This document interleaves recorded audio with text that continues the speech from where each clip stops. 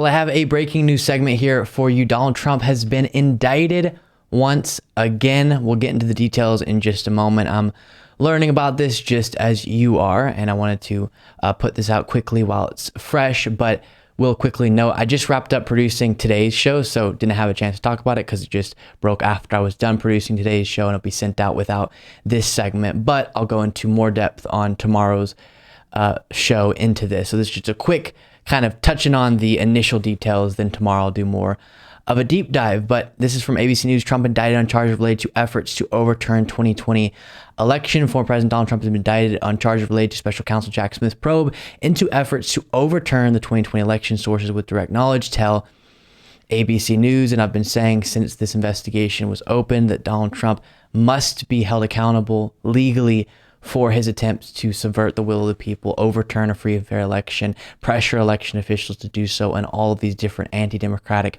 actions motivated by dangerous lies about our election systems. The article continues. It marks the third time the former president has been indicted on criminal charges following his indictment last month in the special counsel's probe into his handling of classified materials after leaving office, and his indictment in April on New York State charges of falsifying business records in connection with a hush money payment made to adult film actress Stormy Daniels. Of course, Trump has called this political witch hunts, but there is some significant evidence. So it's a strange thing for him to call it. In the history of the country, no president or former president has ever been indicted prior to Trump's first indictment in April. Then you also have this from NBC News. Former President Donald Trump has been indicted Tuesday by a federal grand jury investigating his alleged efforts to overturn the results of the 2020 presidential election, according to a copy of the indictment. As to what he'll be getting charged with, while the charges in the new indictment were not immediately revealed, two attorneys with direct knowledge of the matter told NBC News that Trump's target letter cited 3 federal statutes related to the deprivation of rights, conspiracy to defraud the U.S., and obstruction.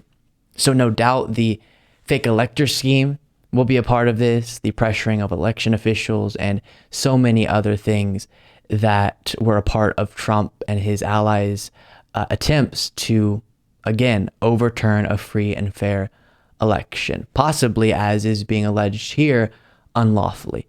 And in every situation, if, as Republicans used to say they cared about, we lived in a country with law and order where no one's above the law, then violating the law would get you held accountable legally, right? So that's basic. Trump, no matter what the crime he committed was, he should have been held accountable, and that's what we're seeing play out here on a number of different fronts. But then as far as how this plays in history and how this will impact the future, it is so crucially important that when this moment is looked back upon through the lens of history, it is seen that this individual who was president, who tried to use his power as president to say, I don't care that someone beat me in an election. I'm going to try by every way I can think of, any plan I can concoct, to keep myself in this position of power unconstitutionally and possibly unlawfully. And we need to see that end in him being held accountable so that it doesn't happen again, so that the precedent of accountability for something like this anti-democratic and dangerous, that he's held accountable for it. And so it's really good to see that indeed charges are being brought.